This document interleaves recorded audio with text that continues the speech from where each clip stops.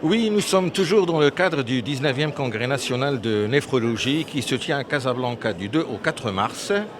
Et cette année, grâce à l'initiative du Bureau de la Société marocaine de néphrologie, on a mis en place un studio radio-TV pour écouter les avis des différents intervenants et principalement les néphrologues.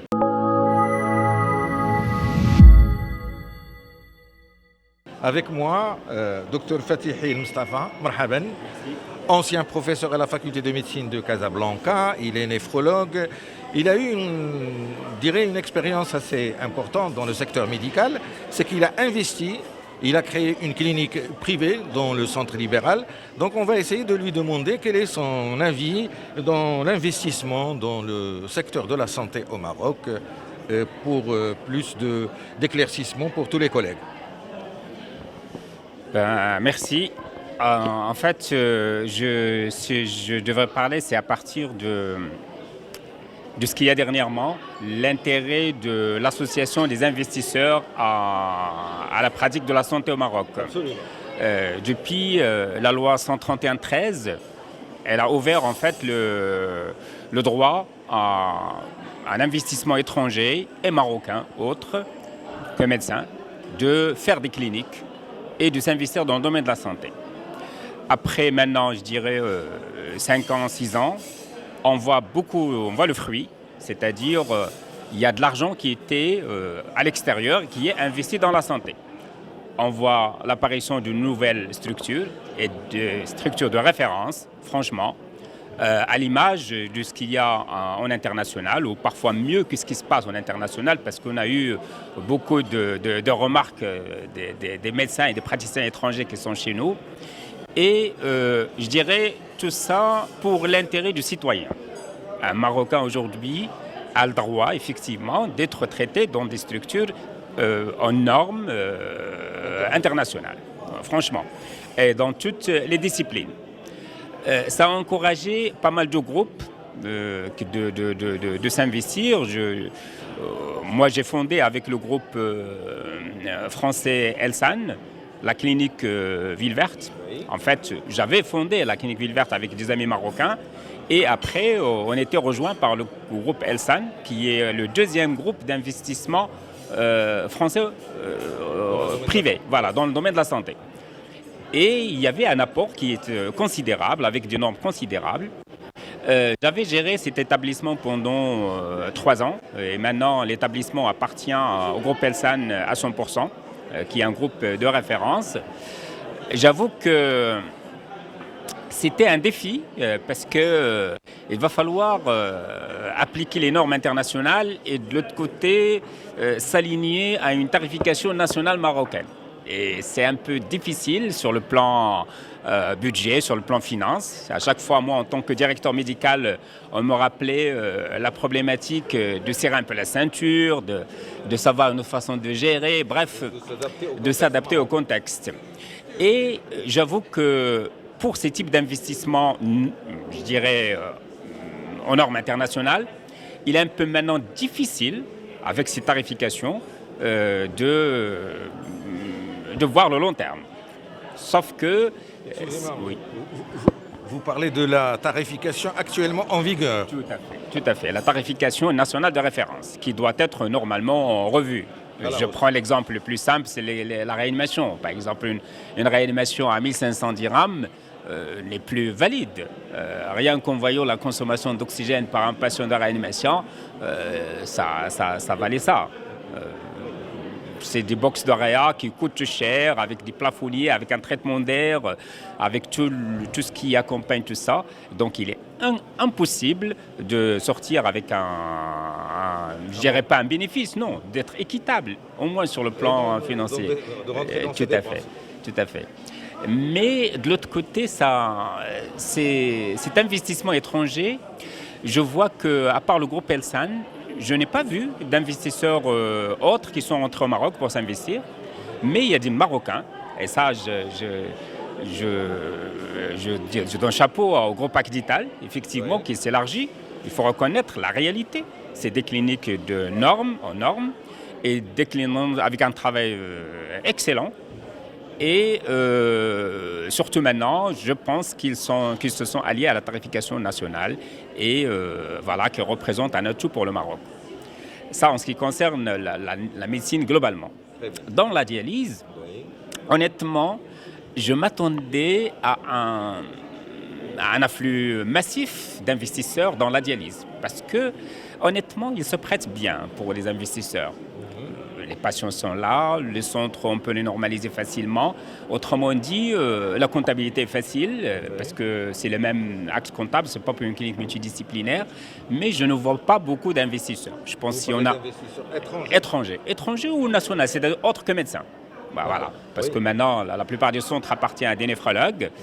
Bon, on reste avec son budget, voilà, ça reste des centres de néphrologues. Une villa ou un bâtiment, bref, c'est des petits centres avec une moyenne, je dirais, de 10, 15 lits, 20 lits, 20 box de dialyse maximum. Mais il y avait le groupe, je pense, Diaverum, qui a maintenant acquis 4 centres ou 5 centres de dialyse, mais je dirais, ça c'est un avis personnel, c'est un investissement qui est pour l'instant timide. Il y avait une tentative par Fresenius Medical Care, mais a priori, à ma connaissance, à la date d'aujourd'hui, il n'y a pas d'acquisition du centre. Mais je m'attends, personnellement, dans les années à venir, à ce qu'il y ait des groupes marocains ou étrangers qui prennent la majorité des centres de dialyse, puisqu'ils sont faciles à normaliser. Autrement dit, on ne va pas s'échapper à ce qu'il y a au monde. Ce qui s'est passé il y a une dizaine d'années, par exemple en France, va arriver au Maroc. La même chose. Un regroupement des centres de dialyse. Exactement. C'est-à-dire, peut-être les néphrologues restent, mais il y aura une labellisation. Autrement dit, on va changer la peinture, on mettra un label, mais le néphrologue, il est là. Et donc, le néphrologue fait son travail de néphrologie tout court. Par contre, la société mère s'occupera de tout ce qui est gestion, de tout ce qui est achat de matériel, de tout ce qui est administratif. Est-ce qu'on peut imaginer, pour donner un conseil aux jeunes néphrologues, qu'ils se regroupent en une société où ils créent un grand centre de néphrologie dialyse? Le meilleur aujourd'hui conseil que je donne aux néphrologues, aux jeunes néphrologues, c'est d'associer à 3, 4, 5 néphrologues pour qu'il y ait un travail, parce que la loi exige qu'il y ait un néphrologue en permanence pendant la séance de dialyse, et donc pour qu'il y ait sur le plan investissement qu'il soit partagé pour 4 ou 5, le recrutement sera 5 fois plus, la prise en charge sera 5 fois meilleure, et donc même si une société concurrentielle vient, c'est difficile de concurrencer les néphrologues, puisqu'il est dedans, dans son métier. Donc moi je dirais, la meilleure des choses, c'est l'association des néphrologues, ça c'est l'idéal. Mais je ne la vois pas en pratique, parce que je vois pas mal de jeunes qui ouvrent, chacun ouvre dans son coin. Bon, je pense dans l'avenir, ça va être difficile. Et les normes des centres de dialyse sont de plus en plus hauts. Et maintenant, il y a des normes qui vont sortir bientôt. Voilà, et avec des commissions qui sortent à chaque fois pour les inspections. Il y aura probablement des mises en demeure ou des fermetures de centres qui ne sont pas dans les normes actuelles. Bref, beaucoup de choses se planifient. À votre avis, pourquoi l'État n'encourage pas à ce qu'il y ait ces regroupements? L'État n'est pas contre, puisque l'État a émis la loi, la 131-13. Il y a des normes de centre de dialyse publiées en 2003, qui sont un peu caduques et qui sont en train d'être revues. L'État n'est pas contre. S'il y a maintenant 10 néphrologues qui veulent se réunir et faire un centre de dialyse ou un hôpital de dialyse carrément, ils peuvent le faire. Alors, docteur Fatihi El Mustafa, on va passer à un autre sujet. Vous qui étiez un ancien universitaire, quelle est la place ou l'importance de la formation médicale continue, notamment d'un congrès comme le 19e congrès de la Société marocaine de néphrologie? Je pense que la formation médicale continue ne doit pas être un choix. Elle doit être une obligation et une nécessité. Et à mon sens, il va falloir qu'il y ait une réévaluation permanente du diplôme de médecin. Je peux aller même plus loin. Si je suis médecin en 2000, rien ne prouve aujourd'hui que je suis médecin en 2023. Absolument. Donc les choses évoluent, les prescriptions évoluent, les normes évoluent, les recommandations évoluent, la recherche scientifique évolue. Et par conséquent, je pense que c'est une obligation de s'adapter à ce qu'il y a actuellement. Le Maroc, on a pris du retard, mais je pense que les textes sont en cours d'élaboration, ça je suis convaincu. Et c'est une petite anecdote, en février 2000, on avait organisé un congrès arabo-africain à Marrakech. Et j'étais étonné parce qu'il y avait une collègue, néphrologue de Liban. Il devait partir un peu avant la fermeture, avant la clôture du congrès. Et il a exigé avoir son attestation. On lui disait, on va vous envoyer par DHL. Il a complètement refusé. Et elle m'a dit qu'au Liban, dans le temps, en 2000, si tu n'as pas 3 congrès par an, si tu n'es pas venu à 5 revues, l'Ordre national des médecins te retire le diplôme. Tu n'as plus le droit d'exercer. Et je parle de l'an 2000. D'accord. Maintenant, en 2023. Ce n'est pas le cas au Maroc aujourd'hui. Ce n'est pas le cas au Maroc aujourd'hui, mais je pense que c'est une obligation de la formation médicale continue. Les évaluations des pratiques professionnelles doivent rentrer en vigueur. Et je pense qu'on a mis beaucoup de retard dans ce sens. Et quelle est votre opinion de l'action que fait la Société marocaine de néphrologie dans le domaine des maladies rénales? C'est toujours un leader, la Société marocaine de néphrologie. Ce thème a été débattu d'évaluation des pratiques professionnelles au ministère avec le bureau de la Société marocaine de néphrologie en 2012, en 2013 au ministère. Là, au ministère, on nous a dit que c'est trop tôt pour que ça soit le précurseur de ces EPP dans la médecine globalement. Je me rappelle, on était en réunion au ministère et le secrétaire général nous a dit que c'est encore tôt pour le Maroc. Effectivement, on trouve qu'on a mis du retard pour ça. On a eu du retard. Alors passons à autre chose qui est très important. Vous qui êtes néphrologue et vous ne cessez de le répéter, pour l'état de maladie en insuffisance rénale terminale, il y a 2 façons de traiter, soit la dialyse qui se fait, l'hémodialyse, soit la dialyse péritonéale, ou le meilleur choix, c'est la greffe rénale. J'imagine que nous sommes relativement en retard au Maroc. Alors, comment développer la greffe rénale au Maroc? Alors, effectivement, en ce qui concerne les thérapies rénales, je pense que les néphrologues aujourd'hui, en tout cas les anciens, ils sont aujourd'hui ils sont heureux par rapport aux années 90. Nous avions commencé en 90. Et notre rêve s'est réalisé. Ça veut dire que tout citoyen aujourd'hui qui nécessite la dialyse pourra être dialysé. Ça pour la dialyse. On n'avait pas ça dans le temps. Et donc, il pourra être traité. Voilà. Donc, on passe maintenant à la généralisation de la dialyse a été faite. Maintenant, on passe aux thérapies et à la qualité de vie. Au monde entier, la transplantation rénale, la greffe rénale fait partie du traitement de l'insuffisance rénale. C'est le traitement idéal. Au Maroc, je dirais que les équipes avant nous avaient commencé très tôt, en 86, en 90, on greffait assez.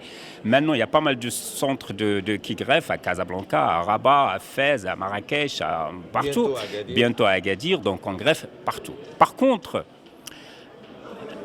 personnellement, ce n'est pas ce qu'il faut. Ce n'est pas 5 greffes ici, 10 greffes là qui résolvent la problématique. Absolument. Pour moi, je redis ce que je dis depuis une quinzaine d'années. Le Maroc a besoin d'un institut national de greffe d'organes et du tissu. Ou fondation, ou une agence, bref, c'est-à-dire un seul institut qui doit être à Ben Slimane, notre Casa Arabe, la grande ville. Toutes les villes sont à 2 heures de route ou 3 heures de route de Ben Slimane. Donc la greffe n'est jamais une urgence. Et là, on mettra un institut où il y a la haute technologie. On parle de donneurs vivants ou de donneurs cadavériques, c'est-à-dire qu'il faut lui offrir le maximum de ce qu'il y a dans les soins. On n'est pas là dans la misère ou dans les... Quel est le rôle de cet institut? Le rôle de cette institution, c'est de traiter les Marocains dans les normes internationales. C'est de faire des recherches en même temps. Voilà, c'est un département en même temps de recherche dans le domaine d'immunologie et de greffe. On pourrait le mettre à côté du centre qui était inauguré il y a 2 ans de vaccinologie et d'immunologie. Bref, par exemple, les gens qui y bossent, qui y travaillent, on fait appel aux compétences, aussi bien les biologistes, les néphrologues, les chirurgiens, privés, publics, peu importe. Il faut mettre un cahier de charge et appeler les compétences pour travailler. Et une chose qui est importante, c'est que le financement doit être indépendant et idéalement un parrainage ou de hautes instances marocaines. Donc ce qu'il faut expliquer aux gens, c'est que ce centre, c'est un centre régulateur. C'est ne pas là où on greffe. Lui, il régule, En greffe, ça va être en même temps le centre formateur et régulateur, et là on greffe. Là, mais on greffe dans les CHU, dans les différents... Vous voyez, on greffe, le fait, moi, qu'on me dit que j'ai greffé 2 malades à Casablanca ou 5 malades à Casablanca, et on me dit que j'ai greffé 3 à Oujda, c'est pas ça le problème du Maroc. Il faut que la greffe soit routinière, c'est-à-dire un travail de tous les jours. Il faut un institut dans lequel on ne parle que greffe. Je ne parle pas de rein. Rein, foie, cœur et tout. Docteur, vous voulez dire qu'un centre où on va regrouper les greffes? Pour moi, c'est une nouvelle idée, parce que ce qui existe en Europe, c'est une agence qui régule. Moi, je veux un centre en greffe. Les Marocains, au lieu que les gens cherchent d'aller partir en France, aux États-Unis, on offre le maximum mieux que ce qu'il y a là-bas. Et tout le monde, maintenant le financement est là par l'assurance maladie. Les Marocains sont généralement donneurs pour les donneurs vivants. Et donc on greffe le rein, on greffe le foie, on greffe le cœur, on greffe la cornée, on greffe les tissus. Bref, je pense qu'on a besoin de ça en Maroc. Et c'est une fois qu'on arrive à greffer, voilà, on parle des milliers à ce moment-là, des milliers de greffes, on peut dire qu'on est un centre greffeur. Mais pas 3, 4, 5, 10 par an, c'est pas ça Docteur Fatihi, votre idée est un petit peu révolutionnaire. Dans tous les pays du monde, il n'y a pas un centre où on greffe, mais il y a plusieurs CHU. On fait des greffes, peut-être il y a des centres d'excellence, un pour le cœur, l'autre pour le rein et la cornée, mais il y a des agences, par exemple en France, il y a l'agence française, en Tunisie, en Belgique. Donc oui, mais tous les pays avaient commencé comme ça. On commence d'abord par des centres de référence qui greffent. Une fois qu'on a le centre de référence d'excellence où tout le repli va venir ici, c'est-à-dire moi maintenant j'accepte mal qu'un patient dialysé chez moi me dise je vais aller me faire greffer en France. Ou je ne l'accepte pas. Pourquoi? Parce qu'ici, il y a un manque de moyens, ici, on va faire la radiologie, aussi on va dû payer d'avancer les frais. Vous voyez, des choses comme ça qui bloquent. Moi, je suis pour l'excellence et la greffe d'organes. Vous savez, un donneur ne doit pas normalement subir il n'est pas malade. Et donc, il doit être pris en tant que donneur. Même, oui, au CHU, on essaie au maximum de le prendre, mais ça reste un CHU, là où il y a les patients, là où il y a les malades, là où il y a les urgences. Vous voyez ce que je veux dire? Donc, ça, c'est mon point de vue, en fait.